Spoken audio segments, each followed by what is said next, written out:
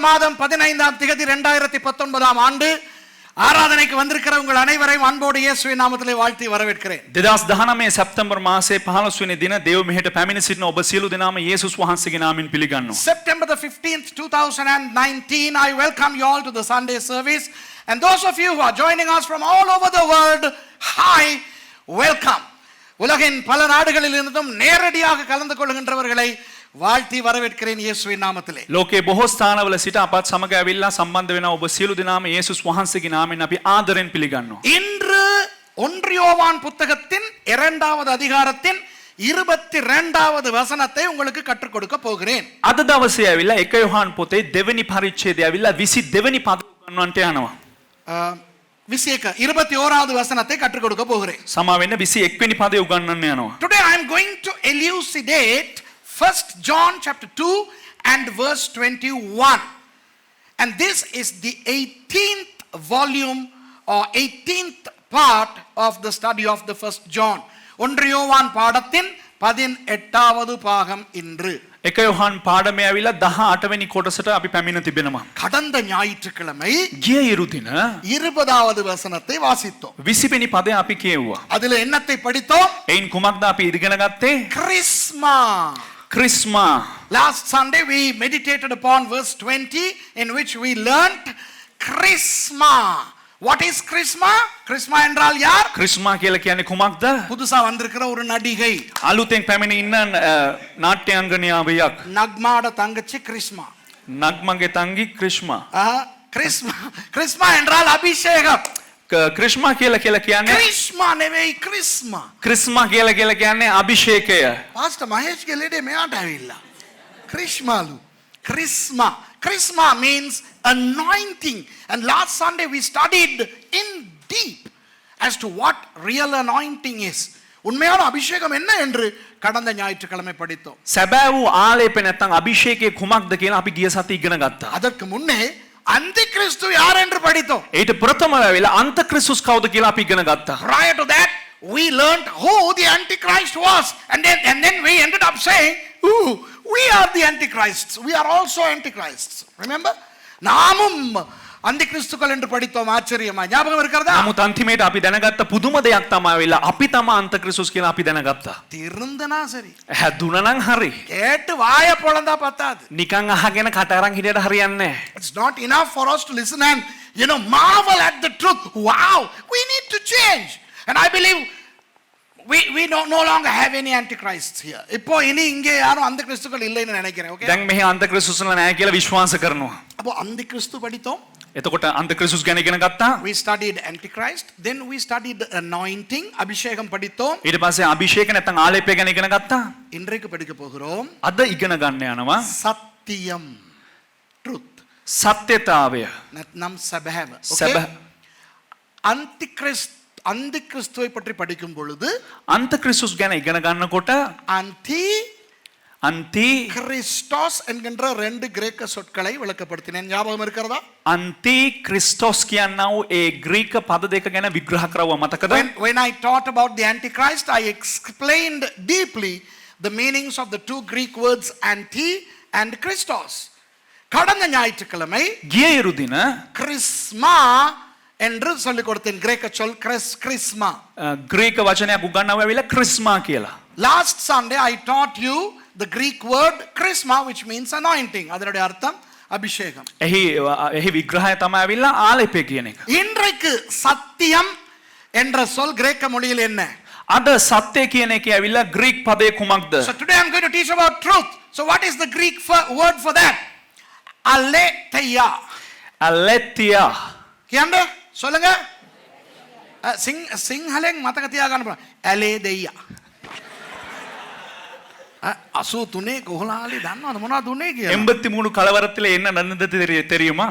ඔය මාතලේ කෝවිලකට ගහපු අය மாத்தலே ஒரு கோவிலுக்கு அடிச்ச நபர்கள் ඒ රූප ටික අරන් ඒ ගඟට දාලා அந்த சிலைகள் எடுத்து அந்த ஆறு உள்ளுக்கு போட்டு ඒ දෙයියාගේ නම කියලා அந்த தேவனுடைய பேர் சொல்லி පීනපන් කියලා කිව්වා.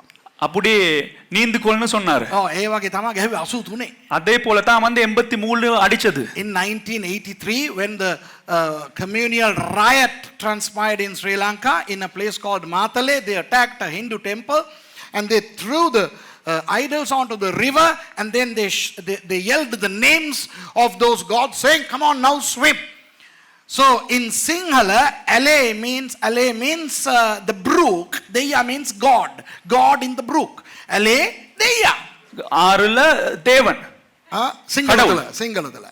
Okay, so say with me. Hukama kiyana maath ekka. என்னோட எல்லாம் சேர்ந்து சொல்லுங்க. Ale Ratu Ale Arthapal Ale Teya. Ena Ale Teya. එතකොට இந்த அலேத்தையா இந்த இடத்துல அலேத்தையான் என்று வருகிறது.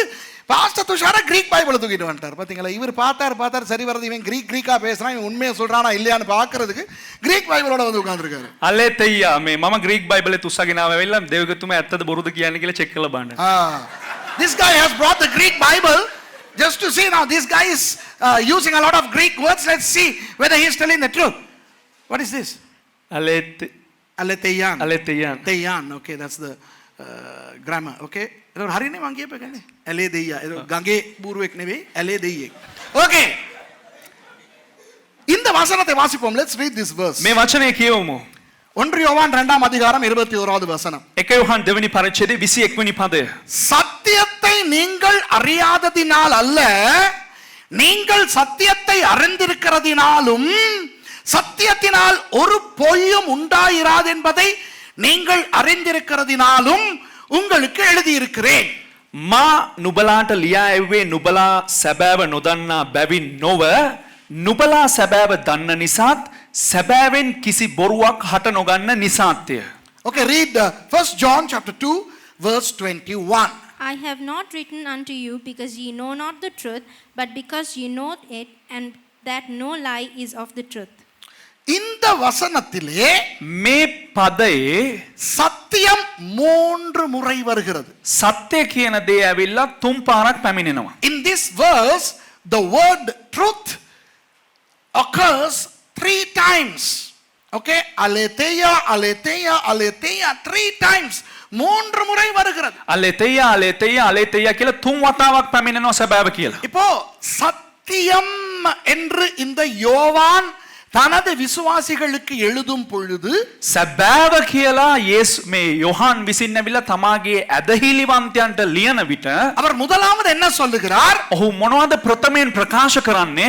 சத்தியத்தை நீங்கள் அறியாதவர்கள் அல்ல. සැබෑව නොබලා දන්නේ නැතුව නොයි. When John was writing this epistle to his believers, he is implying explicitly that you know what truth is. It's not that you don't know what is truth. Okay, you know. அப்போ அவர் என்ன குறிப்பிடுகிறார்? එතකොට ඔහු මොනවද මෙතන ඇවිල්ලා ඉදිරිපත් කරන්නේ? அவர் சொல்லுகிறார், ඔහු ප්‍රකාශ කරනවා கிறிஸ்தவர்களே, කිතුණුවනි, நீங்கள் சத்தியத்தை அறிந்திருக்கிறீர்கள். அவ்வளவுதான். නුබලා සත්‍යත් සැබෑව දන්නවා. கிறிஸ்தவர்கள் என்றால் කිතුණුවන් කියලා කියන්නේ அவர்களுக்கு சத்தியம் என்றால் என்னவென்று தெரிய வேண்டும். ඔවුන්ට සත්‍යතාවය නැත්නම් සැබෑව කුමක්ද කියන එක අනිවාර්යයෙන්ම දැනගත යුතුයි. விளங்குதா உங்களுக்கு? තේරුණාද ඔබලන්ට? Now Christians should know. That's the implication here. Christians should know what truth is. So John was not trying to teach what truth was. யோவான் இவர்களுக்கு சத்தியம் என்றால் என்ன என்று விளக்கப்படுத்த முயற்சிக்கவில்லை. යොහාන් ඇවිල්ලා මේ කිතුණුවන්ට ඇවිල්ලා සත්‍යතාවය නැත්නම් සැබෑව කුමක්ද කියන එක ගැන ඇවිල්ලා උගන්වන්න උත්සුක වුණේ නැහැ. அவர் சொல்லுகிறார், නමුත් ඔහු කියනවා நான் நிறைய எழுதுகிறேன் உங்களுக்கு. මම බොහෝ දේවල් ඔබලට ලියනවා. யோவான் சுவிசேஷத்தை எழுதி இருக்கிறேன். යොහාන් සුභාරංචිය ලියලා තියෙනවා. 1 யோவான் 2 யோவான் 3 யோவான் எழுதுகிறேன். 1 යොහාන් 2 යොහාන් 3 යොහාන් லியලා තියෙනවා. வெளிப்படுத்தின விசேஷத்தை எழுதுகிறேன். එලිදරව් පොත ලියලා තිබෙනවා. இதையெல்லாம் நான் எழுதுவதற்கு காரணம் මේ සියල්ලක්ම ලියන්න හේතුව உங்களுக்கு சத்தியம் தெரியாதபடியால் அல்ல. ඔබලාට සැබෑව නොදන්න නිසා නොයි. Look, I am writing a lot of tomes. I have written the Gospel of John, and now I am writing the epistles of 1 John, 2 John and 3 John, and then I will write the book of Revelation. Now these inscriptions are done by me not because you don't know what truth is, because I assume and presume that you are already aware of what truth is. நான் நம்புகிறேன் මම විශ්වාස කරනවා உங்களுக்கு சத்தியம் என்றால் என்னவென்று தெரியும் என்று. ඔබ සියල්ලටම ඇවිල්ලා සැබෑව කියන්නේ මොකක්ද කියන එක හොඳට වැටහෙනවා කියලා. இப்படித்தான் யோவான் நினைக்கிறான். මේ ආකාරයට තමයි යොහාන් හිතන්නේ. This is how John thinks, okay? யோவான் நினைக்கிறான். යොහාන් මෙහෙම තමයි හිතන්නේ. ஆனால் நான் அப்படி நினைக்கவில்லை. නමුත් මම එහෙම හිතන්නේ නැහැ. நான் ஒரு பாஸ்டராக මම එක දේවගැතිවරයෙක් විදිහට உலகெல்லாம் போய் வருகிறேன். ලෝකේ හැමතැනම ගිහිල්ලා එනවා. நிறைய பேருக்கு சத்தியம் என்றால் என்னவென்று தெரியும் ஆனா தெரியாது. බොහෝ දෙනෙකුට සැබෑව කියලා කියන්නේ මේ මොකක්ද කියලා දන්නවා ඒත් දන්නේ නැහැ. I go all around the world and I meet diverse Christians. Right now many of the people know but not know what truth is. ஆகவே நான் முதலாவது உங்களுக்கு சத்தியம் என்றால் என்ன என்று உங்களுக்கு சொல்லிக் கொடுக்க விரும்புகிறேன். ඒ නිසා ප්‍රථමයෙන් සැබෑව කියලා කියන්නේ කුමක්ද කියලා මම ඔබලාට විග්‍රහ කරන්න කැමති වෙනවා. சத்தியம் என்று சொல்லும் பொழுது සැබෑව කියලා කියනකොට மூன்று முக்கியமான விஷயங்கள் இருக்கின்றன. වැදගත් කාරණා තුනක් තිබෙනවා. சத்தியமும் கிட்டத்தட்ட ஒரு திருத்துவம் மாதிரி, அது திருத்துவம் அல்ல, மாதிரி. හරියට මේ සත්‍ය කියන දේත් ඇවිල්ලා ත්‍රිත්වය වගේ නමුත් ත්‍රිත්වය වගේ නොවේ. ඒ වගේ. Truth has three components. Like a Trinity, it's not Trinity, okay? You cannot ever compare anything to the Trinity, but it's a tripartite element. Truth is a tripartite element containing three components which comprise of truth. அந்த சத்தியம் என்பது මේ සැබෑව කියලා කියන්නේ மூன்று விஷயங்களை உள்ளடக்கி இருக்கிறது. විෂයන් තුනක් ඇතුළත් වුණා වූ කාරණා තුනක්. ஆனால் அந்த மூன்றும் ஒன்றோடு ஒன்று பிணைந்திருக்கிறது. නමුත් ඒ කාරණා තුනම එකිනෙකාට ඇවිල්ලා ඇලි ගැලි තමයි තිබෙන්නේ. இப்போ மனிதனை எடுத்து பாருங்கள். දැන් මනුෂ්‍යය අරගෙන බලන්න. நமக்கு ஆவி ஆத்துமா சரீரம் இருக்கிறது, அப்படிதானே? අපිට ආත්මය ප්‍රාණය ශරීරය කියලා තිබෙනවා. Take man, human, for example. We have the spirit, soul and body. We are also a trichotomic entity. நாம் மூன்று பாகங்களை கொண்ட ஒரு உயிரினம். අපි කාරණා තුනකින් සැදුම්ලත් එක ජීවියෙක්. அப்போ நமது ஆவியை நமது சரீரத்திலிருந்து பிரித்தால் එතකොට අපේ ආත්මය අපේ ශරීරයෙන් ඇවිල්ලා වෙන් කරා නම් சரீரத்துக்கு உயிர் இருக்காது. ශරීරයට ඇවිල්ලා මේ ප්‍රාණය නැහැ. ஆவி போனால் அதற்கு பிறகு ආත්මය ගියා නම් மனிதன் பிணமாகிறான். මනුෂ්‍යය ඇවිල්ලා மலமினியா. මලමිනියක් බවට පරිවර්තනය වෙනවා. You know, when the spirit of man leaves the body, then the person becomes dead. He is no longer a person, he is a corpse. Okay? அதுபோல ඒ වගේම இந்த சத்தியத்தில் மூன்று விஷயங்கள் இருக்கின்றன அல்லவா? මේ සැබෑවේ කොටස් තුනක් තිබෙනවා නේද? அந்த மூன்றில் ஒன்றாவது இல்லாமல் போனால் ඒ කොටස් තුනෙන් එකක් හරි අඩු වුණොත් சத்தியமே இல்லாமல் போய்விடும். සැබෑවම නැති වෙලා යනවා. You know, the truth has three elements, I told you. And if you remove just one element, the entire truth becomes obsolete. It becomes non-existent. It's no longer there. அதற்கு மேல் இல்லை. ඊට වඩා ඒක ආය රැඳෙන්නේ නැහැ. வசனத்திலே பார்ப்போம். දැන් අපි වචනය තුල බලමු. யோவான் 14:6 பார்ப்போம். යොහාන් පොතේ 14 වෙනි පරිච්ඡේදයේ 6 වෙනි පදය බලමු. Let's turn to John chapter 14 and read verse 6. Very very famous verse. எல்லாருக்கும் தெரிந்த ஒரு வார்த்தை. யோவான் 14:6. සියලු දෙනාටම දන්නා එක ප්‍රසිද්ධ පදයක්. இயேசு நானே வழியும் சத்தியமும் ஜீவனுமாயிருக்கிறேன், என்னாலே அல்லாமல் ஒருவனும் பிதாவினிடத்தில் வரான். යේසුස් වහන්සේ ඔහුට කියනසේක මාර්ගයද සැබෑවද ජීවනයද මමය. මා කරුණ කොටගෙන මිස කිසිවෙක් පියාණන් වහන්සේ වෙතට පැමිණෙන්නේ නැත. Jesus said unto him, I am the way, the truth and the life. No man cometh unto the Father but by me. இயேசு சொல்லுகிறார், நானே சத்தியம். යේසුස් වහන්සේ කියනවා මම තමා සැබෑව. விளங்குதா உங்களுக்கு? Jesus says, I am the truth. Okay, I am the truth. இப்போ இயேசு ஆனவர் நானே சத்தியம் என்று சொல்லும் பொழுது දැන් යේසුස් වහන්සේම කියනකොට මම තමා සැබෑව කියලා நாம் சொல்ல முடியாது வேறு சத்தியங்கள் எல்லாமே சத்தியம்தான். අපිට කියන්න බැවිලා අනිත් සත්‍ය ඔක්කොමත් සත්‍ය සැබෑව තමයි කියලා. பிதா எங்கே இருக்கிறார்? පියාණන් වහන්සේ කොහෙද ඉන්නේ? பிதா பரலோகத்திலே இருக்கிறார். පියාණන් වහන්සේ ස්වර්ගයේ සිටිනවා. Where is the Father? He is in heaven. So when Jesus said, nobody comes to the Father unless through me, he means nobody goes to heaven without Jesus.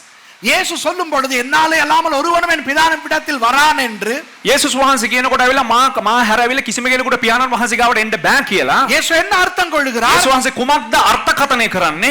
நான் இல்லாமல் இயேசு இல்லாமல் யாரும் பரலோகம் போக முடியாது. මම නැතුව නැත්නම් යේසුස් වහන්සේ නැතුව කිසිම කෙනෙකුට ඇවිල්ලා ස්වර්ගයට යන්න බෑ. ஆனால் பிசாசு உலக மக்களை எப்படி ஏமாற்றி வைத்திருக்கிறான் தெரியுமா? නමුත් යක්ෂයා ලෝකයේ සිටින මිනිස්යන් සියලු දෙනාම කෙසේ දන්නවද රවටන්නේ? Do you know how the devil has deceived many people in the world? எல்லா ஆறுகளும் கடல்ல தானே போய் சேருது. ඔක්කොම ගංගාවන් ගිහිලා අන්තිමේට වැටෙන්නේ මුහුදටනේ. அதுபோல எந்த மதத்துல இருந்தாலும் கடைசியில எல்லாரும் ஒரு இடத்துக்கு தான் போவோம். ඒ නිසා ඕනම කෙනෙක් ඇවිල්ලා ඕනෑම ආගමක හිටියත් අන්තිමේට ගිහිල්ලා එකම තැනට තමයි වැටෙන්නේ. All rivers finally go and merge with the ocean. On the same token, all religions take people to the one's place. இதை எத்தனை பேர் நம்புறீங்க? කී දෙනෙක් මේක විශ්වාස කරනවද?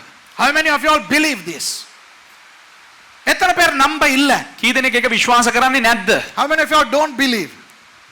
Super congregation. නියම සභාව, නියම ரெண்டுக்குமே கையை කොන්ග්‍රෙගේෂන් தூக்க மாட்டோம். කිසිම දෙයකට අත උස්සන්නේ නැහැ. ஏன்னா இந்த ஆள் கையை தூக்க சொன்னா ஏதாவது வம்பு இருக்கும். ඒ කියවන්නේ මේ පුද්ගලයා ඇවිල්ලා මොකේකට හරි අත උස්සන්න කිව්වල කැවිලා මොකක් හරි එක දෙයක් තියෙනවා ඒකේ. நமக்கு ஏன் சாமி வம்பு? අපි ඇයිද ඊයනේ ඇවිල්ලා නිකන් වලිය අදගන්නේ? You know, when many people become precarious about me when I ask questions, you know, they suspect me that I may have a catch. So they say, no. Hello. ரொம்ப அப்பாவித்தனமா கேக்குறேன். අයියෝ නිකන් අහිංසක විදියට අහන්නේ, හරිම අහිංසක විදියට. ஒரு வம்புமே இல்ல. කිසිම වලියක් අදින්නේ නැහැ. நான் பாவம். පව් මම. ஒரு கிண்டல் நக்கல் உள்ளுக்கு ஏதாவது உள்ள அர்த்தம் வச்சு அப்படியெல்லாம் இல்லாம ரொம்ப அப்பாவியா கேக்குறேன். ඇතුලේ කිසිම අර්ථකථනයක් තියාගෙන ඇවිල්ලා කිසිම නිකන් නෝන්ඩියක් දාන්නවත් එහෙම අහන්නේ නැහැ. ඇවිල්ලා මං හරි අහිංසක ලෙස අහන්නේ. Without any suspicious, malicious, hidden agenda. I'm very innocently asking you this question, okay?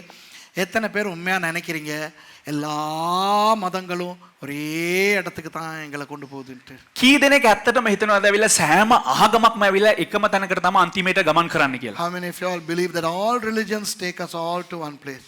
Okay, எத்தனை பேர் நினைக்கிறீங்க எல்லா மதங்களும் எங்களை ஒரே இடத்துக்கு கொண்டு போகாது அப்படின்ட்டு? කී දෙනෙක් විශ්වාස කරනවද කිසි ඔක්කොම ආගම් ඇවිල්ලා එකම තැනකට අරන් යන්නේ නැහැ කියලා? கையை மேல வச்சுக்கிறீங்க. How many of you all believe that අත උස්සලා all තියාගන්න. religions don't take you to that one place? நீங்க அத்தனை பேரும் பிழை. ඔබ සියලු දෙනාම ඇවිල්ලා වැරදි. All of you are wrong. ඔක්කොමලම වැරදි. எல்லா மதங்களும் සෑම ආගමක්ම ஒரே இடத்துக்கு தான் ஜனங்களை கொண்டு போகின்றன. එකම තැනකට තමයි ජනතාව රැගෙන යන්නේ. அந்த இடத்துக்கு பெயர் நரகம். ඒ තැනට ඇවිල්ලා නම ඇවිල්ලා නරකාදිය. All religions take people to one place. The one place is called hell. இப்ப விளங்குதா? දැන් තේරුණාද? நீங்க எந்த மதத்துல இருந்தாலும், ඔබ කුමන ආගමක හිටියත්, நீங்க கிறிஸ்தவ மதத்துல இருந்தாலும், ඔබ කිතුණු ආගමේ හිටියත්, நீங்க கடைசியில நரகத்துக்கு தான் போவீங்க. ඔබ අන්තිමේට ඇවිල්ලා නරකාදියට තමයි යන්නේ. If you belong to any religion, including the religion of Christianity, you will end up in hell.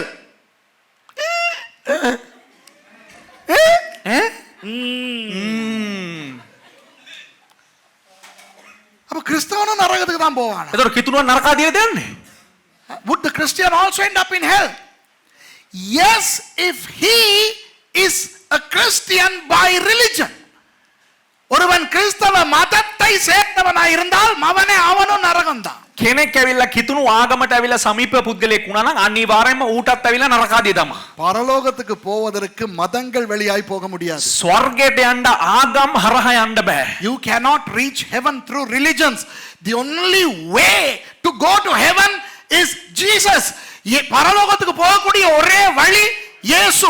ස්වර්ගයට යන්න පුළුවන් එකම මාර්ගය ඇවිල්ලා යේසුස් වහන්සේ පමණයි. இயேசு கிறிஸ்து என்பது යේසුස් ක්‍රිස්තුස් කියලා කියන්නේ ஒரு மதம் அல்ல, එක ආගමක් නොවේ. ஒரு நபர். එක පුද්ගලයෙක්. Jesus Christ is not a religion. Jesus Christ is a person. நீங்கள் இயேசு கிறிஸ்துவை பிடித்துக் கொண்டால், නුඹ යේසුස් වහන්සේව මෙහෙම අල්ලගත්තා නම් கிறிஸ்துவினுடையவன் கிறிஸ்தவன், ක්‍රිස්තුස්ගේ පුද්ගලයා ඇවිල්ලා ක්‍රිස්තියානිකාරයා கிறிஸ்துவோட கூட பரலோகத்துக்கு போயிடலாம். ක්‍රිස්තුස් වහන්සේත් එක්ක ස්වර්ගයට යන්න පුළුවන්. If you cling to Jesus Christ, you become somebody who belongs to Jesus, meaning Christian, then you can reach heaven through Jesus. இன்றைக்கு நிறைய கிறிஸ்தவர்கள் අද බොහෝ කිතුණුවන් இந்த கிறிஸ்தவத்தை மதமாக்கி வைத்திருக்கிறார்கள். මේ ක්‍රිස්තියානිකාරකම ඇවිල්ලා ඒක ආගමක් බවට පරිවර්තනය කරලා තිබෙනවා. Many people have transformed Christianity into a religion. அப்ப இன்றைக்கு கிறிஸ்தவன்னா யார் தெரியுமா? එතකොට අද කිතුණුවා කියලා කියන කවුද දන්නවද? கிறிஸ்தவ பேர் வச்சிருக்கணும். මේ ක්‍රිස්තියානි නම තියාගෙන ඉන්න ඕන. விளங்குதா? තේරුණාද? ஜான், ජෝන්, ஜேக்கப், ජේකබ්, விளங்குதா? அந்த மாதிரி அந்த தோமஸ், තෝමස්, තේරුණාද? අන්න ඒ වගේ නම්. இப்படி பேர் இருக்கணும். என்னை மாதிரி ராமச்சந்திரன், දැන් මං වගේ රණසිංහ நமக்கெல்லாம் பரலோகம் கிடையாது. நம்ம எல்லாம் வேற. අපිට එහෙම ස්වර්ගේ නෑ ඇවිල්ලා. අපි වෙනයි. அதனாலயே என்ன பண்றான்? ඒ නිසාම මොනවද දන්නවද කරන්නේ? ராமச்சந்திரன் ஜான் ஆகிறான் ஞானஸ்நானத்துல. රණසිංහ ඇවිල්ලා බෞතිස්මේද ඇවිල්ලා ජෝන් කරනවා. You know, one of the prerequisites to being a Christian by religion is to have a religious name, Christian name. Now my name Ramachandran is a hardcore in Hindu name. So people like me who have Hindu and like you Buddhist names, you know, they translate their names, they change their names into Christian names at baptism. ஞானஸ்நானத்துல பேர் மாத்தியாச்சு, இனிமே அவனே பரலோகம் தான். බෞතිස්මේද ඇවිල්ලා නම මාරු කරාවෙලා අනේ පුතේ ඊළඟට ඔබ ස්වර්ගේ තමයි. Now that I have changed my name to a Christian name, I go to heaven. The other requisite is, அடுத்த முக்கியத்துவம் என்னன்னா, අනිත් වැදගත්කම මොකක්ද කියලා කිව්වොත් இப்படி இருக்கிறவன் கிறிஸ்தவன். මෙහෙම ඉන්න එක්කන ඇවිල්ලා ක්‍රිස්තියානිකාරයා. Somebody who's like this, you know, if the Bible is held here, then he is a Christian. வேதத்தை கக்கத்துல வச்சுக்கிட்டு இருந்தா ஒரு கிறிஸ்தவன். බයිබලේ මෙහෙම කීල් එකක් ගත්තා නම් ඒවලෝ ක්‍රිස්තියානිකාරයා. நிறைய கிறிஸ்தவருடைய நினைப்பு என்ன தெரியுமா? බොහෝ හිතුණුවන්ගේ සංකල්පය මොකක්ද දන්නවද? இதை எடுத்து இங்க வச்சா பரிசுத்தமாகுதுன்னு நினைக்கிறான். මේක අරගෙන මේ කිහිල් එකක් ගත්තා නම් එයා සුද්ධවන්තෙක් කියලා හිතනවා. Wow. කිහිල්ලේ බයිබලොලොජි. මාරොලොජි එකක් ඒක. නේද? කිහිල්ල is this area, කිහිල්ලේ බයිබලොලොජි. So if you put the Bible here, people think that they become holy. இப்படி வச்சுக்கிட்டு இருக்கிறவங்களோட பேசி பாருங்க. මෙහෙම තියන් ඉන්න අයත් එක්ක කතා කරලා බලන්න. பைபிள் இல்லாம பேசும்போது ஹலோ எப்படி இருக்கீங்க? කොහොමද බයිබල් නැතුව කොහොමද ඉන්නේ? நல்லா இருக்கீங்களா? හොඳින් ඉන්නවද? Praise the Lord. Praise the Lord. You know, when people are normal without the Bible, you know, many people they say hi, how are you, everything. But the moment this thing comes here, இது இங்க வந்த உடனே නමුත් මේක මෙහෙට ආපු ගමන් Praise the Lord. Praise the Lord. நல்லா இருக்கீங்களா? நல்லா இருக்கீங்களா? வந்தீங்க என்னவா? Hallelujah. அந்த பார்வை நடையே மாறும். අර මේ ගමනම වෙනස් වෙනවා. ஸ்தோத்திரம். ஸ்தோத்திரம். ස්තුති වේවා. ස්තුති වේවා. Hallelujah. Hallelujah. You know, when the Bible hits this joint, you all of a sudden become holy, boy. Amazing. இப்படி பரலோகம் போகலாம்னு நினைக்கிறீங்க. මෙහෙම ස්වර්ගයට යන්න පුළුවන් කියලා So හිතනවා. some people try to go to heaven in this fashion. Kihille Bibleology. My goodness. வேறு சிலர் සමහරක් තවත් අය நினைக்கிறான் ஒரு சர்ச்ல மெம்பரா இருந்தா, එක සභාවක් තුල සමාජිකයෙක් වුණා නම් அதுவும் ஒரு பிரபலமான சர்ச்சா இருந்தா, ඒ සභාවත් ඇවිල්ලා ඉතා ප්‍රබල වූ සභාවක් නම් நான் ஒரு கிறிஸ்டியன். මම එක කිතුණුවෙක්. Some people believe that if they are member of a prominent church, then they are Christians. நீங்க சில பேர்கிட்ட கேட்ட உண்மையிலே எனக்கு நடந்திருக்குது இது. ඒ කියන්නේ දේවකෙතුමාට ඇත්තටම මේක සිද්ධ වෙලා තියෙනවා කියලා සමහරක් අයගෙන් මෙන්න මෙහෙම ඇහුවා නම් நான் கேட்பேன், நீங்க கிறிஸ்டியனா? මම අහලා තියෙන වෙලාව සමහරක් අයගෙන් ඔබ ක්‍රිස්තියානිද? You know, this truly has happened to me, okay? So I have asked some people, are you a Christian? அவங்க சொல்றாங்க, ஆமா நான் CSI. ඔව් මම CSI. Yes, I am CSI. That's Church of South India. முந்தி ஒருத்தர் கிட்ட நீங்க கிறிஸ்டியனான்னு கேட்டேன். එක්කෙනෙක්ගෙන් ඇහුවා ඇවිල්ලා මේ ඔබ ක්‍රිස්තියානිද කියලා කාලෙක කලින්. என்ன? DRC. මම DRC. When I asked this guy in the bus a long time ago in Colombo, I asked this guy, are you a Christian? He said, I am DRC, Dutch Reformed Church. Ooh. මම DRC ඇවිල්ලා මම Dutch Reformed Church. சில பேர்கிட்ட நீ கிறிஸ்தவனான்னு கேட்டா நான் Anglican. සමහරක් අයගෙන් ඇවිල්ලා ඔබ කිතුණුද කියලා ඇහුවனா ඔව් මම ඇංග්ලිකන්. நான் RC. මම RC. நான் Presbyterian Church. මම Presbyterian Church. வணங்கதா? நம்ம கிட்ட கூட தான் IRC எல்லாம் இருக்குது. අපේ ගාවත් ඇවිල්ලා IRC ඉන්නවා. அவன் சும்மா RC, நம்ம IRC. ඒ කට්ටිය නිකන් RC ලා මේ කට්ටිය IRC ලා. வணங்கதா? තේරුණාද? ஆமாவா இல்லையா? ඔව්ද නැද්ද? You see, many people think that belonging to a prominent church makes them Christians. அவர்கள் நினைக்கிறார்கள் ஒரு பிரபலமான சபையிலே அவர்கள் அங்கத்தவராய் இருந்தால் அவர்கள் கிறிஸ்தவர்கள் என்று. ඔවුන් හිතනවා ඇවිල්ලා ඔවුන් ප්‍රබල වූ සභාවක සමාජිකත්වයේ දරුවා නම් ඔවුන් කිතුණුවන් කියලා. அநேகர் கிறிஸ்தவத்தை ஒரு மதமாக்கி வைத்திருக்கிறார்கள். බොහෝ ක්‍රිස්තියානි සමාගම් ඇවිල්ලා ක්‍රිස්තියානි කාරකම් ඇවිල්ලා එක ආගමක් බවට පරිවර්තනය කරලා Many තිබෙනවා. people have converted Christianity into a religion when all the time Christianity has been a relationship. ஆனால் கிறிஸ்தவம் என்று ஆரம்பமாகியதோ அன்றிலிருந்து இன்று வரை அது ஒரு உறவு. නමුත් ක්‍රිස්තියානි කාරකම නැත්නම් ක්‍රිස්තියානි කියන දේ කවද්ද ආරම්භ වුණේ? එදා ඉඳලා අද වෙනතෙක් සම්බන්ධතාවයක් පමණයි. அது இயேசுவோடே நம்மை ஐக்கியமாக்கி இருக்கிற ஒரு உறவு. ඒක යේසුස් වහන්සේත් එක්කම අපිව එකමුතු කරන්නා වූ එක සම්බන්ධතාවයක්. Christianity is a relationship which has united us with the author of Christianity, Jesus Christ. அப்போ கிறிஸ்தவன் என்று சும்மா பெயரை உடையவன் பரலோகம் போக மாட்டான். එහෙනම් කිතුණුවා කියලා නිකන් නම තිබෙන එක නා ස්වර්ගස්ත වෙන්නේ නැහැ, ස්වර්ගයට යන්නේ නැහැ. இயேசுவை பிடித்திருக்கிறவன், இயேசுவை தனது சொந்த இரட்சகராக ஏற்றுக்கொண்டிருக்கிறவன் மட்டுமே பரலோகம் போவான். යේසුස් වහන්සේම අඳුනාගෙන ඉන්න යේසුස් වහන්සේ තමාගේ සැබෑ වූ ගැලවුම් කාර්යය හැටියට පිළිගෙන ඉන්න පුද්ගලයා පමණයි ස්වර්ගයට යන්නේ. Not people who profess Christianity, but who have clung to Jesus Christ will go to heaven. இன்னும் சிலர் நினைக்கிறார்கள் තවත් සමහරක් අය මෙන්න මෙහෙම හිතනවා. நல்ல கிரியைகளை செய்தால் சொர்க்கம் போகலாம் என்று. හොඳ කල් ක්‍රියාවෙන් නැත්තම් හොඳ ක්‍රියාවන් කරා නම් ස්වර්ගයට යන්න පුළුවන් කියලා. தான தர்மங்களை செய்தால், දාන ධර්ම දුන්නා නම්, நல்லது செய்தால் යහපත් දේ කළා නම් பரலோகம் போக முடியும் என்று. ස්වර්ගයට යන්න පුළුවන් කියලා හිතනවා. Some others believe that if they are virtuous in their deeds, then they will go to heaven. இப்போ இதை பற்றி நிறைய பேச வேண்டிய அவசியம் கிடையாது. දැන් මේ ගැන බොහෝ දේවල් කතා කරන්න අවශ්‍ය නැහැ. We don't have to elucidate too much on this, but the core, the gist of the message is Jesus is the only way to heaven. You know Jesus, no heaven.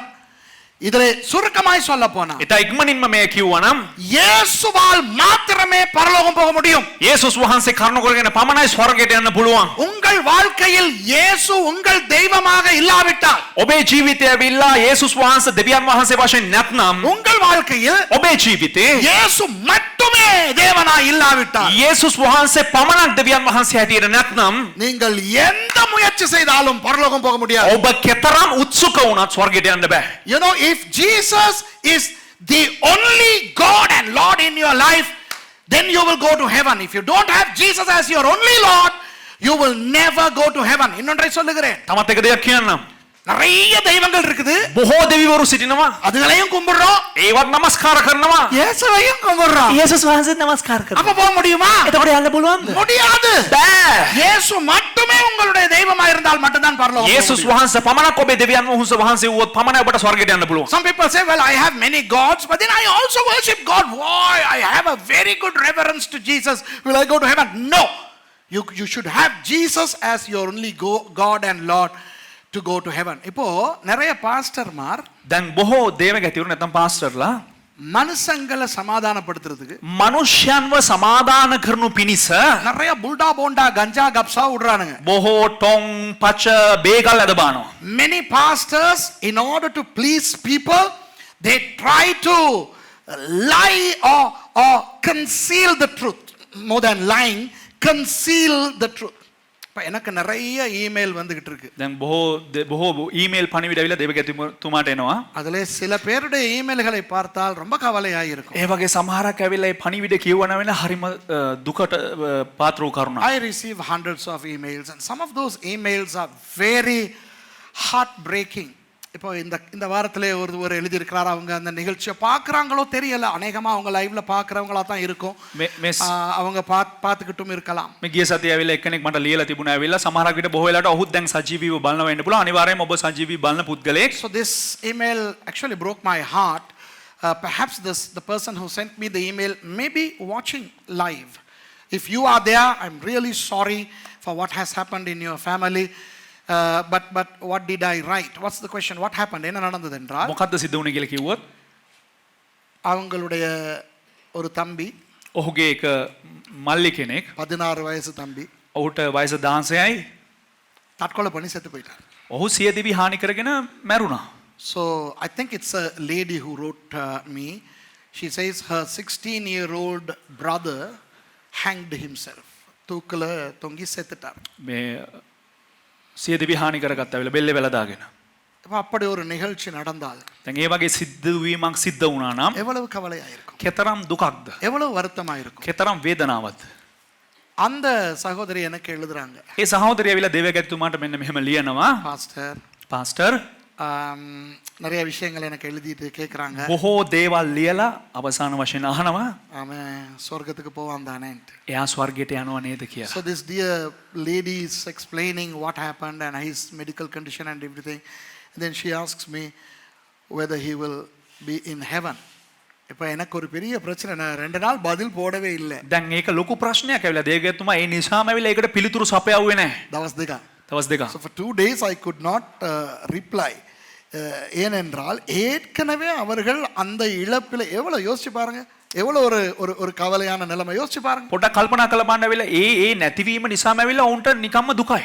So imagine if that happened, how hurtful it is, right? So I could not respond to that lady for 2 days. Then, you know, the human side of me was trying to console her, saying, well, God knows, you know, bluff it out.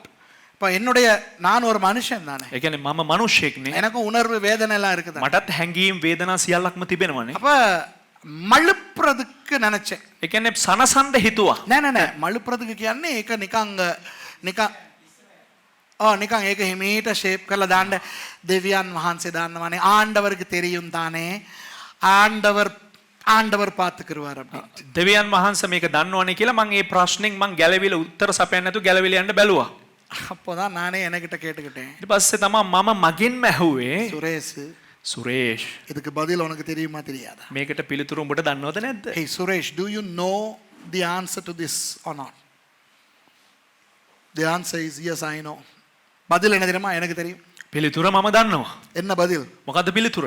தற்கொலை செய்யறவங்க கடைசி வரைக்கும் பரலோகம் போக மாட்டாங்க. සියදිවි හානි කරගන්න අය අවසානයේ තෙක් ඇවිල්ලා ස්වර්ගයට යන්නේ නැහැ. The theology is that if somebody commits suicide for any reason, in whatever condition, the person will never go to heaven. That's theology, okay? இறையியல் ரீதியாக எந்த காரணத்துக்காக தற்கொலை செய்து கொண்டாலும் அவர்கள் பரலோகம் போக முடியாது. දේව ධර්මානුකූලව ඇවිල්ලා කුමන හේතුවක් කරන කොටගෙන ඔහු සියදිවි හානි කරගත්තා නම් ඔහුට අවසානයේ තෙක් ස්වර්ගයට යන්න බෑ. திடீரென ஒரு பெரிய ஊழியக்காரரை ஆண்டவர் எனக்கு ஞாபகத்துக்கு கொண்டு வந்தார். එක පාට ඇවිල්ලා මට ඒක ඇවිල්ලා ප්‍රසිද්ධ ඇවිල්ලා ප්‍රධාන දේවගැතිවරයෙක් මගේ මනසට මතකයට ගෙනාවා. இது வெளியே வந்த ஒரு கதை என்றபடினால் அவருடைய பெயரையும் நான் சொல்லுகிறேன், ஜோயல் ஒஸ்டின். මේක එළියට ආපු කතාවක් නිසා මම බය නැතුව ඔහුගේ නමත් කියනවා. ඔහුගේ නම ඇවිල්ලා ජෝයල් Austin. Suddenly I remembered something that happened to Joel Osteen. Now I would refrain using the name if this story did not come out, but this is a very famous thing, it has come out, so I'm using the name Joel Osteen. Okay, Joel Osteen is a huge pastor of a huge church pastored by his father John Osteen. John Osteen என்பவருடைய ஒரு பெரிய சபையை நடத்தி கொண்டிருக்கும் அவருடைய மகன் Joel Austin. John Austin කියනවා ඒ ප්‍රධාන දේවගැතිවරයාගේ ප්‍රසිද්ධ සභාව නඩත්තු කරන පුතා තමයි ඇවිල්ලා ජෝයල් ඔස්ටින් කියලා කියන්නේ. ஜான் ஒஸ்டின் பயங்கர பரிசுத்தவான். ජෝන් ඔස්ටින් කියලා කියන්නේ ඉතා භයානක ලෙස සුද්ධවන්ත මිනිසෙක්. அவர் தான் அந்த பெரிய சபையை உருவாக்கினவர். ඔහු තමයි විශාල සභාව නිර්මාණය කරේ. அவர் இறந்த பிறகு ඔහු මිය ගියාට පසුව ஜோயல் ஒஸ்டின் பாஸ்டர் ஆனார். ජෝයල් ඔස්ටින් ඇවිල්ලා එහි දේවගැතිවරයා බවට පරිවර්තනය වුණා. இன்றும் ஜோயல் ஒஸ்டின் என்றால் உங்களுக்கு நிறைய தெரிஞ்சிருக்கும். තාමත් ඇවිල්ලා ජෝයල් ඔස්ටින් කිව්වනම් බොහෝ දෙනෙකුට දන්නවා ඇති. So the church was pastored by John Osteen, and after his demise his son Joel Osteen took place. Then one day Joel Osteen was interviewed by Larry King on CNN. ஒரு நாள் CNN அந்த தொலைக்காட்சி நிறுவனம் දවසක් ඇවිල්ලා මේ CNN කියනව නාලිකාව ஜோயல் ஒஸ்டீனை பேட்டி எடுக்கிறார்கள். මේ ජෝයල් ඔස්ටින් කියන පුද්ගලයාව ඇවිල්ලා මේ එක ඉන්ටර්විව් එකක් ගන්නවා. சமூக சாக்காச்சாவா லாரி கிங் லைவ் என்ற நிகழ்ச்சியில் මේ ලැරි කිං ලයිව් කියනවා ඒ වැඩසටහනේදී. அதுல அந்த லாரி கிங் கேட்கிறார் ஜோயல் ஒஸ்டீனை பார்த்து. දැන් ලැරි කිං ඇවිල්ලා අහනවා ඇවිල්ලා ජෝයල් ඔස්ටින් කියන මෙන්න මෙහෙම. இந்த ஆணும் ஆணும் கல்யாணம் கட்டுகிறார்களே, මේ පිරිමි විවාහ වෙනවනේ. பெண்ணும் பெண்ணும் கல்யாணம் கட்டுகிறார்களே, කාන්තාවන් විවාහ වෙනවනේ. அவர்கள் பரலோகம் போவார்களா என்று ඕන් ස්වර්ගයට යනවාද කියලා. Larry King asks Joel Osteen, when a man and man get married, homosexuals, and when a woman and woman get married, lesbians, would they go to heaven? இரண்டாவது கேள்வி, දෙවනි ප්‍රශ්නේ, இயேசுவை ஏற்றுக்கொள்ளாதவர்கள் යේසුස් වහන්සේව පිළිගත්ත නැති අය பரலோகம் போவார்களா? ස්වර්ගයට යනවද? The second question Larry King threw at Joel was, would the people who do not accept Jesus as their personal savior go to heaven? இந்த ரெண்டுக்கும் ஜோயல் ஆஸ்டின் கொடுத்த பதில் என்ன தெரியுமா? මේ ප්‍රශ්න දෙකටම ජොයල් ඔස්ටින් ලබා දුන්නා වූ පිළිතුරු කුමක්ද දන්නවද? What was the reply Joel Osteen gave? அவர் சொல்லுகிறார், ඔව් කියනවා ஆண்டவருக்கு தான் தெரியும். දෙවියන් වහන්සේට තමයි දන්නේ. He says God knows. Excuse me, Mr. Joel, don't you know your theology? Can they go to heaven if they don't have Jesus? Joel Osteen, உனக்கு இறையியல் தெரியாதா? ජොයල් ඔස්ටින් ඔබට ඇවිල්ලා දේව ධර්මයේ දන්නේ නැද්ද? இவர்கள் பரலோகம் போவார்களா? මොන ස්වර්ගයට යනවද? ஏன் அதை சொல்ல பயப்படுகிறாய்? ඇයි ඒක කියන්න බය වෙන්නේ? Why are you scared to say the truth on public media? Wow! ஏன் பயப்படுகிறாய்? ஏன் பயப்படுகிறார் தெரியுமா? ඇයි බය වෙන්නේ තනද ප්‍රසිද්ධ නාලිකාවේ මේක කියන්න? மக்கள் துக்கப்படுவார்கள், ජනතාව දුකටපත් වෙයි. மக்கள் கோபித்துக் கொள்வார்கள், ජනතාව කෝප වෙයි. சபையிலே இருந்து நிறைய ஜனங்கள் போவார்கள், සභාවෙන් බොහෝ දෙනා එළියට යයි. சபைக்கு உதவி செய்கிற நிறைய பேர் உதவிகளை நிறுத்துவார்கள். සභාවට උදව් උපකාර කරන බොහෝ දෙනෙක් ඔවුන්ගේ උදව් උපකාර නවත්වයි. இந்த மாதிரியான காரணங்களுக்காக, මෙන්න මේ වගේ කාරණා නිසා மக்களை திருப்திப்படுத்துவதற்காக ජනතාව සතුටු කරනු පිණිස அவ்வளவு ஒரு பெரிய தொலைக்காட்சியிலே එච්චර ලොකු රූපවාහිනී නාලිකාවක தனக்கு தெரிந்த இறையியலை மறைத்து තමාට දන්නා වූ දේව ධර්මය වසලා சமாளிக்கிறார். ඔහු ඇවිල්ලා ඒක හසු හකුලා ගන්නවා. He will offend people. People would get offended and upset and hurt. People might leave his church. People might stop contributing to his ministry. You know, to not upset the people, he camouflages it with the untruth. He says, God knows. Wouldn't you know? விளங்குதா உங்களுக்கு? තේරෙනවද බලන්න? வேதம் என்ன சொல்லுகிறது? බයිබලය මොනවද කියන්නේ? மனிதரை திருப்திப்படுத்தாதே. මනුෂ්‍යව තෘප්තිමත් කරන්න එපා. What does the Bible say? Be not men pleasers.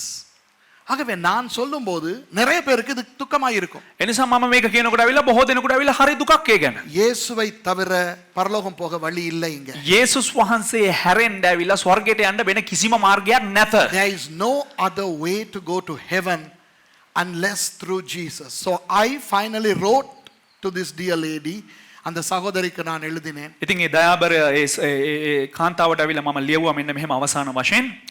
I'm really sorry sister, but your brother will not make it to heaven. எழுதிட்டேன். මම ලියුවා. சகோதரியே எனக்கு கவலையா இருக்கு உங்களுக்கு சொல்றது. මට මේ ගැන කියන්න හරිම දුකයි. ஆனா உங்க தம்பி பரலோகம் போயிருக்க மாட்டார். නමුත් ඔබගේ සහෝදරයා ඇවිල්ලා ස්වර්ගයට යන්නේ නැහැ. இன்னொரு இமெயில் வருது. තවත් එක පණිවිඩයක් එනවා මට ඊමේල් පණිවිඩයක්. பாஸ்டர் நீங்க உண்மையை சொல்றீங்க.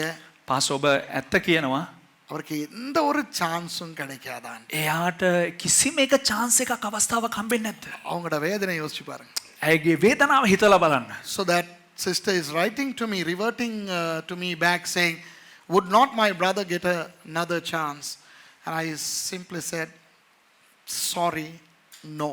Sorry, no னு எழுதி அனுப்பிட்டேன். ඉතින් sorry no කියලා මම ලියලා යවුවා. நான் நினைக்கிறேன் அவங்க ரொம்ப அழுதுருப்பாங்க. සමහරක් වෙලාවට ඇය බොහෝ ලෙස අඬන්න ඇති. ஆனா எனக்கு இருந்த பிரச்சனை என்ன தெரியுமா? නමුත් මට තිබ්බ ප්‍රශ්නේ කුමක්ද දන්නවද? நான் அந்த சகோதரியை துக்கப்படுத்துறதா මම ඒ සහෝදරිය දුකටපත් කරනවද? அல்லது ஆண்டவரை துக்கப்படுத்துறதா? නැත්නම් දෙවියන් වහන්සේව දුකටපත් කරනවද? I was left with two alternatives. Am I going to hurt this sister or hurt God? இன்றைக்கு நிறைய பேர் என்ன செய்கிறார்கள்? අද බොහෝ දෙනෙක් මොනවද දන්නවද කරන්නේ? அவரை ஹர்ட் பண்ணக்கூடாது, இவரை துக்கப்படுத்தக்கூடாது, அவங்கள அப்செட் ஆக்கக்கூடாதுன்ட்டு ஆண்டவரை துக்கப்படுத்துறாங்க. මොහු දුකටපත් කරන්න හොඳ නැහැ. මොහුව වේදනාවටපත් කරන්න, ඔහු අසතුටු කරන්න හොඳ නැහැ කියලා දෙවියන් වහන්සේව දුකටපත් කරනවා. Many people, in order to refrain from hurting other people, upsetting other people, making other people sad, they are hurting God.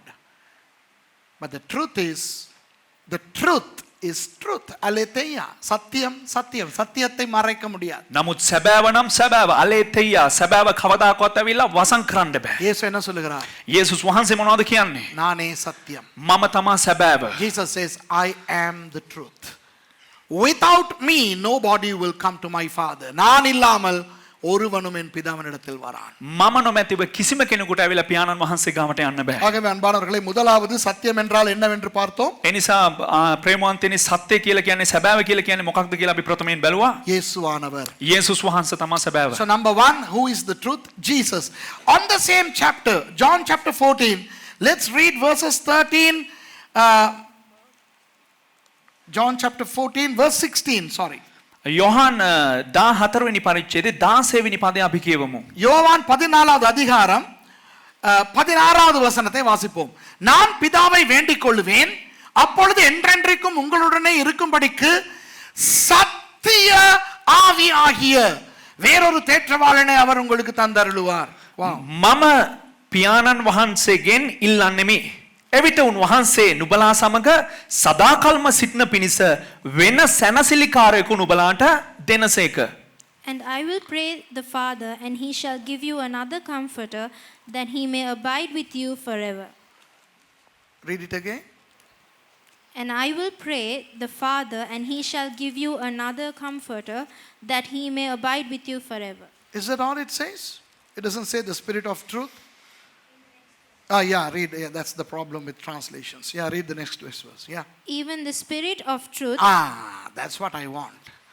So the comforter, the Holy Spirit, is the Spirit of truth. பரிசுத்த ஆவியானவர் ශුද්ධාත්මයන්න් වහන්සේ சத்திய ஆவியானவர். සැබෑවේ ආත්මයන්න් වහන්සේ. முதலாவது என்ன? ප්‍රථම මොකක්ද? இயேசுவானவர் சத்தியம். යේසුස් වහන්සේ තමා සැබෑව. Number 1, Jesus is the truth. Number 2, the Holy Spirit is the truth. பரிசுத்த ஆவியானவர் சத்தியமாய் இருக்கிறார். දෙවෙනි කාරණාව තමයි විලා ශුද්ධාත්මයන්න් වහන්සේ සැබෑව සිටිනවා. மூன்றாவதாக තුන්වෙනි කාරණාව වශයෙන් 2 தீமோத்தேயு 2:15 வாசிப்போம். 2 තිමෝති පොතේ දෙවෙනි පරිච්ඡේදයේ Let's read 2 Timothy chapter 2 and verse 15. 15 වෙනි පදය. 2 තිමෝති පොතේ දෙවෙනි පරිච්ඡේදයේ 15 වෙනි පදය. நீ வெட்கப்படாத ஊழியக்காரனாயும் சத்திய வசனத்தை நிதானமாய் பகுத்து போதிக்கிறவனாயும். සැබෑවේ වචනය හරියාකාරව පහදා දෙන්නා වූ. Okay, yeah. Study to show thyself approved unto God. A workman that Needeth not be ashamed. rightly Rightly dividing the word of truth. word of truth. மூன்றாவதாக තුන්වෙනිව தேவனுடைய வார்த்தை சத்திய வார்த்தை. දෙවියන් වහන්සේගේ වචනය සැබෑවේ වචනයයි. ஓகே, இந்த இரண்டையும் நான் இந்த ரெண்டு பரிசுத்த ஆவி வார்த்தை இது ரெண்டையும் உங்களுக்கு விளக்கப்படுத்துகிறேன். මේ වචනයයි ඒ වගේම ශුද්ධාත්මයන්න් වහන්සේ ඔබලාට විග්‍රහ කරන්න. Let me explain the Holy Spirit and the word of God, because the Bible says the Holy Spirit is the truth and the word is also the word of truth. The Holy Spirit, பரிசுத்த ஆவியானவர். ශුද්ධාත්මයන්න් වහන්සේ. அன்பானவர்களே, பரிசுத்த ஆவியானவர் என்பது தேவன். ප්‍රේමවන්තයන් වෙලා ශුද්ධාත්මයන්න් වහන්සේ කියලා කියන්නේ දෙවියන් වහන්සේ. The Holy Spirit is God. He is as God, as much God as Jesus and the Father. பரிசுத்த ஆவியானவர் குமாரனாக பிதாவாக தேவனாக இருக்கிறார். ශුද්ධාත්මයන්න් වහන්සේ පුත්‍රයා හැටියට දෙවියන් වහන්සේ හැටියට පියාණන් වහන්සේ හැටියට සිටිනවා. திரித்துவம் என்பது 3 தெய்வங்கள் அல்ல. ත්‍රිත්වය කියලා කියන්නේ ඇවිල්ලා දෙවිවරු තුනක් නොවේ. Trinity doesn't imply 3 different gods.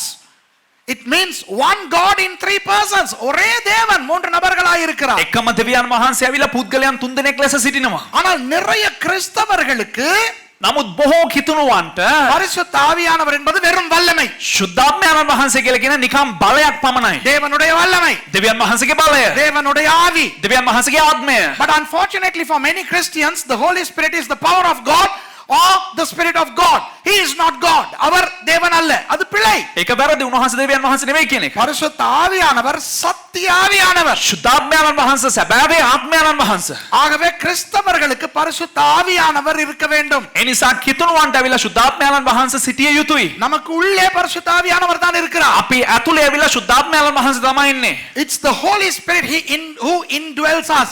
Second Corinthians chapter 1 Corinthians chapter 6 verse 19. 1 கொரிந்தியர் 6:19 சொல்லுகிறது. එක කොරින්ති 6 වෙනි පරිච්ඡේදය 19 වෙනි පදේ කියනවා. உங்களுடைய சரீரம் பரிசுத்த ஆவியானவருடைய ஆலயமாய் இருக்கிறது. නුඹලාගේ ශරීර වන ශුද්ධාත්මයන් වහන්සේගේ මාලිගාවයි.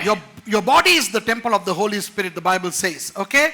அப்போ பரிசுத்த ஆவியானவருக்கு நீங்கள் தேவனுக்கு கொடுக்கிற மகிமையை கனத்தை கொடுக்கவே வேண்டும். එසේනම් ඇවිල්ලා ශුද්ධාත්මයන් වහන්සේටත් ඇවිල්ලා දෙවියන් වහන්සේට දෙන්නා වූ ගෞරවය මහිමය දිය යුතුයි. So you got to give to the Holy Spirit the same reverence, honor and the respect that you give to God, because the Holy Spirit is God. Okay? அடுத்தது மூன்றாவதாக තුන්වෙනි එක තමයි வார்த்தை சத்திய வார்த்தை. වචනේ ඇවිල්ලා සබාව වචනේ තිබෙනවා. සබාව අනුව තිබෙනවා. அன்பானவர்களே, இந்த வார்த்தை ප්‍රේමවන්තයනි ඇවිල්ලා මේ දේව වචනය ஆதியாகமம் 1:1 උත්පත්ති 1:1 ඉඳලා வெளிப்படுத்தல் 22:25 வரை එලිදරව් පොතේ 22 වෙනි පරිච්ඡේදයේ 25 වෙනි පදය දක්වා 25 முடியுது 21 22 21 வரை ඒ කියන්නේ 21 22 දක්වා இது சத்திய வார்த்தை. මේක සත්‍යතාවයේ වචනේ හැටියට තිබෙනවා. The Bible from Genesis 1:1 to Revelation 22:21 is the word of truth. இதிலே பொய்யே இல்லை. මේක ඇවිල්ලා කිසිම ඇවිල්ලා බොරුවක් නැහැ. There is no lie in this. If this says something, it means what it says. இது எதையாவது சொன்னால் அது சொன்னதை அது அர்த்தம் கொள்ளுகிறது. මේ යමක් ප්‍රකාශ කරා නම් ඒ ප්‍රකාශ කරපු දේ ඇවිල්ලා ඒක අර්ථානුකූලව තිබෙනවා. அப்போ එසේනම් இப்ப பிரசங்கத்துக்கு வருவோம். දැන් අපි දේශනාවට පැමිණෙමු. யோவான் சொல்லுகிறார், යොහන් කියනවා சத்தியத்தை நீங்கள் அறியாததினால் அல்ல. සැබෑව නුඹලා නොදන්නවා නිසා නොවේ. Now let's get to the message. John says, it is not because you don't know the truth. You know the truth. உங்களுக்கு சத்தியம் தெரியும். ඔබ සියලු දෙනාටම සැබෑව දන්නවා. அப்ப உங்களுக்கு என்ன தெரிந்திருக்க வேண்டும்? එතකොට ඔබලාට මොන මොනවද දැනගන්න අවශ්‍යයි? இயேசு தெரிந்திருக்க வேண்டும். சரியா? යේසුස් වහන්සේ දැනගන්න අවශ්‍යයි. அவர்தான் சத்தியம். So you should know Jesus because he is the truth. இரண்டாவது சத்திய ஆவியை தெரிந்திருக்க வேண்டும். දෙවෙනුව ඇවිල්ලා සැබෑවේ ආත්මයන් වහන්සේ දැනගත යුතුයි. Second, you should know the spirit of truth. இது ரெண்டும் எங்களுக்கு பிரச்சனையே இல்ல. දැන් මේ දෙකම අපිට ප්‍රශ්නයක්ම නැහැ. இயேசுவை தெரியுமா? යේසුස් වහන්සේව දන්නවද? ஓ தெரியுமே. ඔව් දන්නවනේ. Do you know Jesus? Oh yeah, I know Jesus. How well do you know? Well enough. எவ்வளவு நல்லா தெரியும் இயேசு? நல்லாவே தெரியும். කොච්චර හොඳද දන්නව? හොඳටම දන්නවා. பரிசுத்த ஆவியானவர்? ශුද්ධාත්මයන් වහන්සේ. Wow, நல்லாவே தெரியும். ඔව් හොඳටම දන්නවා. The Holy Spirit, we all know. வசனம், වචනය.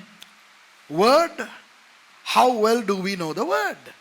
எந்த அளவுக்கு நல்லா பைபிளை தெரியும்? කෙතරම් දුරට අපිට දේව වචනය දන්නවද? அப்ப தெரியும் பாஸ்டர். දන්නව පාස්ටර්. ஒபதியா தெரியுமா? ඔබදියා දන්නවද? ஒப்பேத்னியாவா? ඔපෙත්නියාද? விளங்குதா? තේරුණාද? வசனம் எந்த அளவுக்கு தெரியும்? වචනය කෙතරම් දුරට දන්නවද? கையை தூக்கிடாதீங்க. අත උස්සන්න එපා. நான் சும்மா கேக்குறேன். නිකන් අහනවා. Don't put your hands up, just I'm asking. How many of you all know the 66 books in the Bible in the right order? 66 புத்தகங்களையும் ஆர்டரா எத்தனை பேருக்கு தெரியும்? බයිබලේ පොත් 66ම ඇවිල්ලා පිළිවෙලට කී දෙනෙකුට දන්නවද? தெரியுமே. දන්නවනේ. ஒரு தடவை எங்க சர்ச்சில் முந்தைய ஆரம்ப காலத்துல என்ன செய்வோம்? දන්නවද අපේ සභාව ඇවිල්ලා ආරම්භ කාලේ මොනවද දන්නවද කරේ කියලා? Do you know what we used to do when our church was an infant church a long time ago? திடீர்னு யாரையாவது எழுப்புவோம். பிரசங்க நடுவுல எழுப்புங்க. හිටපු ගමන් ඇවිල්ලා දේශනාවේ මැද ඇවිල්ලා කවුරු හරි නැගිටවනවා. யோனாவுக்கு அடுத்த புத்தகம் என்ன? යෝනාට පස්සේ තිබෙන පොත මොකද්ද? யோனாவுக்கு முதல் புத்தகம் என்ன? යෝනාවට කලින් තිබෙන පොත මොකද්ද? Suddenly we ask people to get up and say, what's the book before Jonah and what's the book after Jonah? நமக்கு எப்படி தெரியும்? நிறைய பேருக்கு தெரியும். අපිට நிறைய பேருக்கு எப்படி தெரியும்? බොහෝ දෙනෙකුට කොහොමද දන්නවද දන්නේ? Do you know how many people know the books? They have to start from Genesis. ஆதியாகமத்துல இருந்து போனா தான் தெரியும். ඒ කට්ටියට ඇවිල්ලා උත්පත්ති පොතේ ඉඳලා ගියා නම් තමයි යන්නේ පිළිවෙලට. யோனாவுக்கு அடுத்த புத்தகம் என்ன? යෝනාට පස්සේ තියෙන පොත මොකද්ද? What's the book after Jonah? They start in ஆதியாகம யாத்ராகம மீகா. What's the மீகா? ඊට පස්සේ උත්පත්ති එකපාරට මීකා කියලා කියනවා. யோனாவுக்கு முதல் புத்தகம் என்ன? යෝනාට කලින් පොත මොකද්ද? ஆதியாகம ඊට පස්සේ ගාලා ගණන් කරගෙන உங்களுக்கு තේරෙනවද බලන්න? எஸ்ரா கொஞ்சம் இருங்க. ஆதியாகமம், யாத்ராகமம், லேவியராகமம், எண்ணாகமம். எஸ்ராவுக்கு அடுத்த புத்தகம் மாட்டின உடனே திரும்ப அங்க போயிட்டு ஃபர்ஸ்ட் கியர்ல வரணும். ඒ කියන්නේ එස්රාට පස්සේ පොත එස්රාට පස්සේ පොත නෑ ආපහු ගිහලා අර ගිහලා උත්පත්ති නික්මයාම ලෙවි කතාව කියලා ආපහු පිළිවෙලට එනවා. You know, even many of those who know the Bible, they have to start from the beginning. They have to start from the first gear, then the second, third, fourth, fifth. They don't know to change it from 5 to 4.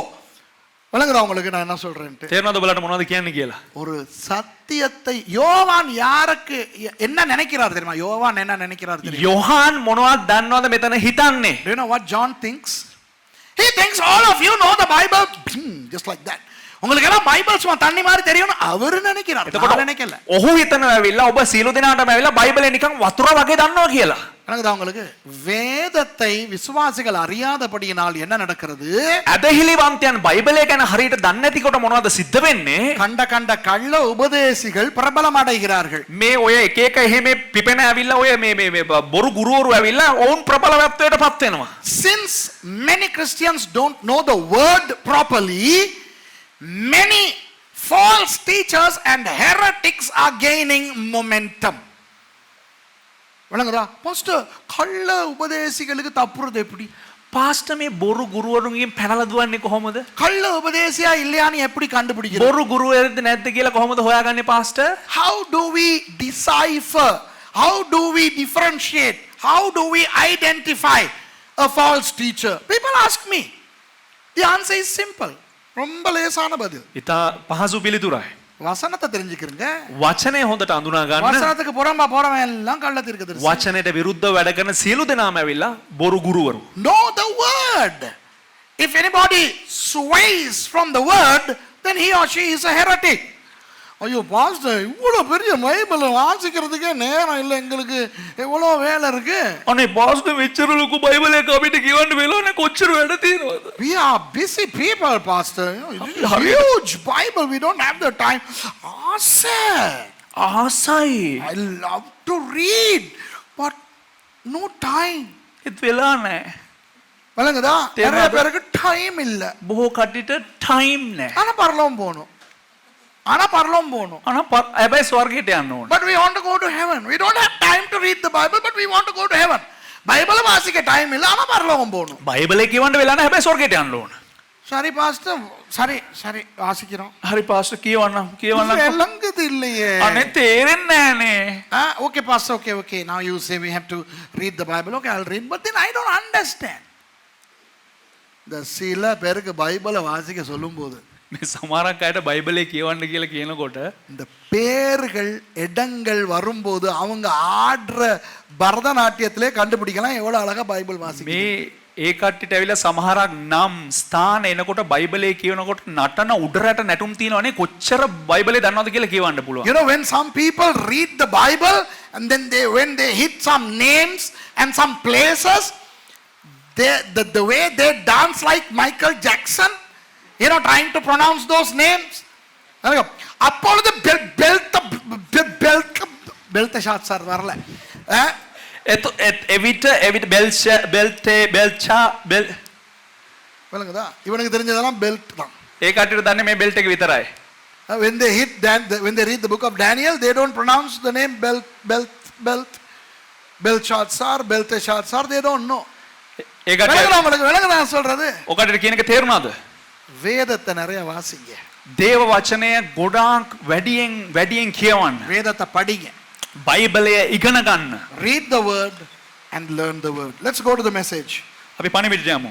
நீங்கள் சத்தியத்தை அறிந்திருக்கிறதினாலும், since you know the truth, சத்தியத்தினால் ஒரு பொய்யும் உண்டாயிராது என்பதை நீங்கள் அறிந்திருக்கிறதினாலும் உங்களுக்கு எழுதியிருக்கிறேன். නුබලා සැබෑව නොදන්නා බැවින් නොව නුබලා සැබෑව දන්න නිසාත් සැබෑවෙන් කිසි බොරුවක් හට නොගන්න නිසාත්ය. Since there is no falsehood in the truth, I am writing. Do you understand?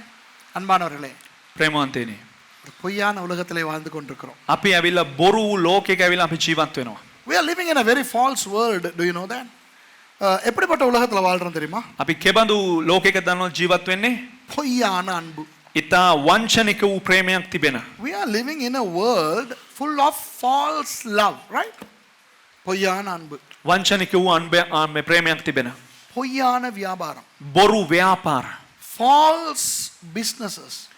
You know, when you go and purchase something, you don't know whether you are getting the good product that they promised to deliver. கடைக்கு போய் ஒரு பொருள் வாங்கினாங்க. ඔබ කඩේට ගිහලා යම්කිසි භාණ්ඩයක් මිලදී ගන්න විට அவர்கள் சொல்லும் அளவுக்கு அந்த பொருள் நன்றாய் இருக்கிறதா என்பது ஒரு சந்தேகம் தான். ඔවුන් අපිට හඳුන්වා දෙන ආකාරයට ඒ බහන්ඩේ එතරම් ඉස්තරම්ම තිබෙන දේ කියනවාද කියලා ඇවිල්ලා අපිට විශ්වාස කරන්න சில බෑ. நேரம் ஃபேஸ்புக்ல சில சூப்பர் இது போடுவாங்க. සමහරක් ඇවිල්ලා මුහුණු පොතේ ඇවිල්ලා මාර ඇවිල්ලා පෝස්ට් එනවා. Sometimes some fellows are so creative in posting some posts. அதில் போடுவாங்க, ඒක දානවා මෙන්න මෙහෙම. நாங்க ஆன்லைன்ல ஆர்டர் பண்ணது இப்படி, ஆனா நமக்கு வந்து கிடைச்சது இப்படின்னு. ඒ කියන්නේ අපි ඔන්ලයින් එකේ ඕඩර් කරාවේ මෙන්න මේක ඇවිල්ලා අපිට හම්බුනේ මෙන්න මේක කියලා ෆොටෝ දාලා තියෙනවා. They sometimes say what I ordered online and what was delivered to me, right? அந்த காலத்துல நமக்கு ஃபேஸ்புக் இன்டர்நெட் எல்லாம் இல்லாத காலத்துல ඒ කාලේ අපිට අන්තර්ජාලය Facebook නැති කාලේ நாங்க ஆம்பளைங்க வந்து பொம்பளைகள் பார்ப்போம். අපි ඇවිල්ලා පිරිමි අය ඇවිල්ලා කාන්තාවන් බලනවා. அதாவது அப்ப மட்டும் இல்ல, இப்பயும் பார்ப்போம். ඒ කියන්නේ එදා විතරක් නෙමෙයි අදත් බලනවා. எப்பயுமே ஆம்பளை பொம்பளைய பார்ப்போம், பொம்பளை ஆம்பளை பார்க்கும் இல்லையா? ඕන වෙලාවක ඇවිල්ලා පිරිමි අය ගැහණු බලනවා, ගැහණු අය පිරිමි නැද්ද? You know, when we were young fellows, there was no internet, there was no Facebook. But then as with any human, we look at girls. அப்ப சில நேரம் நாங்க ஃப்ரெண்ட்ஸ் போகும்போது மச்சான் அந்த பாரு மச்சான் ஜாதி சாமா ஒன்று வருதுன்னு சொல்லுவோம். එතකොට ඒ කාලේ කියන ඇවිල්ලා ඒ කාලේ කියන ඇවිල්ලා මචං අර බලපන් නියම කෑල්ලක් කියනවා. අද ඔය අර ඒ කාලේ කියන එක ගොඩක් ස්ට්‍රෝං කිව්වා. එතකොට මේ කාලේ අපි එහෙම නෙවෙයි කියන්නේ. මේ කාලේ කොහොමද බ්‍රදර් අර සහෝදරියක් කියනවා. එහෙමද? ඒකද අදහස් කරේ. මොකද ඒ කාලේ මම දෙපාරක් කිව්වේ නෑ. ෆීල් කරලා කියනවා. Okay, so when we see a girl we say මචං look at that thing which is coming. கிட்ட வந்தா ළඟට ආවනම් அது சும்மா குரங்குக்கு பெயிண்ட் அடிச்ச மாதிரி இருக்கும். නිකන් ඇවිල්ලා රිලවියකට පේන් මේ තින්ත ගෑව වගේ තියෙනවා. You know, when the girl comes nigh, it looks like a painted monkey. அப்ப அதுக்கு நாங்க சிங்களத்துல சொல்லுவோம். ඒකට අපි තමුල්ලෝරු இல்ல சிங்களෙන් කියනවා දුරට ඇපල් ළඟට පැපල් බං කියලා. නේද? දන්නවනේ දුරට ඇපල් ළඟට පැපල්. அதாவது தூரத்துல ஆப்பிள் மாதிரி இருக்கு, கிட்ட வந்தா பப்பாசி பழம் மாதிரி இருக்குது. From afar it looks like an apple, but when it is near it's like a papaya. But hey, you know what? White people prefer papaya to apple. They love papaya. வெள்ளைக்காரனுக்கு தூரத்துல பப்பாசி கிட்டத்துல apple. அவனுக்கு apple கணக்கு எடுக்க மாட்டான், அவனுக்கு பப்பாசினா සුද්දට ඇවිල්ලා දුරට ඇවිල්ලා ඒ කියන්නේ ඌට ඇපල් වැඩක් නෑ, ඌට ආස ඇවිල්ලා පැපල් තමයි.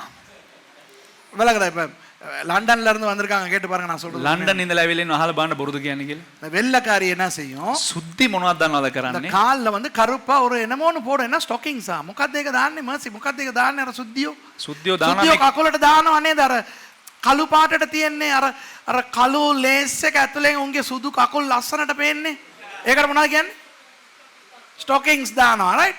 You know, white women, you know, they wear these stockings, black stockings, and you know, you can see their white leg through the black stocking. It's really attractive, it's really beautiful. ரொம்ப அழகா இருக்கும்.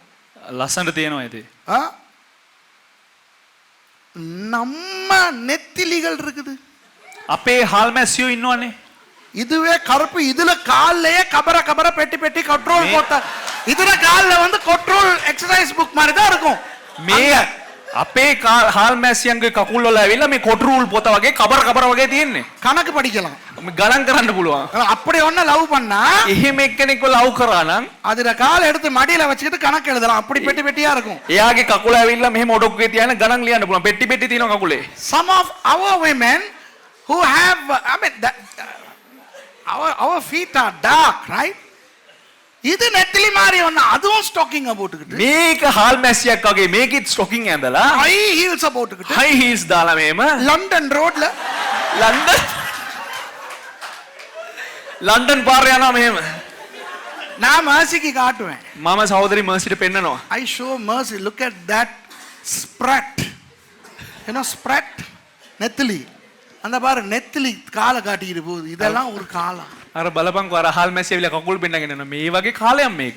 அப்ப நீங்க வாங்குற பொருள் இல்ல, அவன் ஏமாத்திக்கிட்டு இருக்க ஒரு பொய்யான உலகத்திலே வாழுகிறோம். ඒ කියන්නේ ඔබ ගන්න බහන්ඩේ නෙවෙයි ඇවිල්ලා ඔව් රවට්ටගෙන ඉන්නේ. ඒවා උන්නු මේ වංචනික ලෝකයක ජීවත් වෙන්නේ. When you buy stuff, you know, it's a false world. The love is false. The products you buy are false. நீங்க வாங்குற பொருட்கள் போய், இங்க உலகத்துல காணப்படுற அன்பு போய். ඔබ ගන්න බහන්ඩ බොරු ඇවිල්ලා ඔබ ලෝකේ දකින්න ප්‍රේමය බොරු. நிறைய பேர் பொய் வாக்கு கொடுப்பார்கள். බොහෝ දෙනෙක් ඇවිල්ලා බොරු පොරොන්දු දෙනවා. Many people give you false promises, false hopes, பிழையான பொய்யான எதிர்பார்ப்புகள் බොරු கொடுப்பார்கள். බලාපොරොත්තු දෙනවා. இந்த பொய்யான உலகத்திலே මේ වංචනික වූ ලෝකයේ நாம் சத்தியத்தை அறிந்தவர்களாய் இருக்கிறோம். අපි සැබෑව දැනගත් අය වශයෙන් සිටිනවා. நாம் சத்தியத்தின் மக்களாய் இருக்கிறோம். අපි සැබෑවේ ජනතාව ලෙස සිටිනවා. In this false world we belong to the truth and we have the truth. What is the truth? அந்த சத்தியம் என்ன? ඒ සැබෑව කුමක්ද? சத்தியமாகிய இயேசு, සැබෑව නැමැති වූ යේසුස් වහන්සේ, சத்தியமாகிய ஆவியானவர், සැබෑව නැමැති වූ ශුද්ධාත්මයන්න් වහන්සේ, சத்தியமாகிய வேதம். සැබෑව වූ දේව වචනය. ஆகவே சத்தியமாகிய வேதத்தை இன்னும் இன்னும் இன்னும் கற்றுக்கொள்ள வேண்டியது நமது பொறுப்பாய் இருக்கிறது. එසේනම් අපේ වගකීම වන්නේ සැබෑ වූ දේව වචනය තවත් ඉගෙන ගැනීමයි. Jesus is the truth. The Holy Spirit is the spirit of truth and the word of God is the word of truth. So let's cling to the truth and let's learn the word all the more. அடுத்த ஞாயிற்றுக்கிழமை ඊළඟ ඉරුදින இதிலிருந்து தொடர்ந்து போய் මෙයින් තවත් දීර්ඝව ගොසින් மறுபடி கொஞ்சம் வித்தியாசமாக அந்த கிறிஸ்துவை பற்றி நான் உங்களுக்கு சொல்லிக் கொடுக்க போகிறேன். නැවත වතාවක් වෙනස් වූ ආකාරයෙන් අන්ත ක්‍රිස්තුස් ගැන උගන්වන්න යනවා. Next week I'm going to take you to the next verse and show another side of the Antichrist. Okay? அந்த கிறிஸ்துவின் இன்னொரு பகுதியை நான் உங்களுக்கு அடுத்த ஞாயிற்றுக்கிழமை காட்ட போகிறேன். ලබන සතිය ඇවිල්ලා අන්ත ක්‍රිස්තුස්ගේ තවත් එක පැතිකඩක් ඇවිල්ලා ඔබලාට දේව වචනෙන් පෙන්වන්න යනවා. ஓகே, நேரடியாக பார்த்து கொண்டிருக்கிறவர்களுக்கு இப்பொழுது விடை கொடுக்கிறோம். සජීවීව අපත් සමග සම්බන්ධ වෙලා ඉන්න අයගෙන් අපි සමුගන්නවා. அடுத்த ஞாயிற்று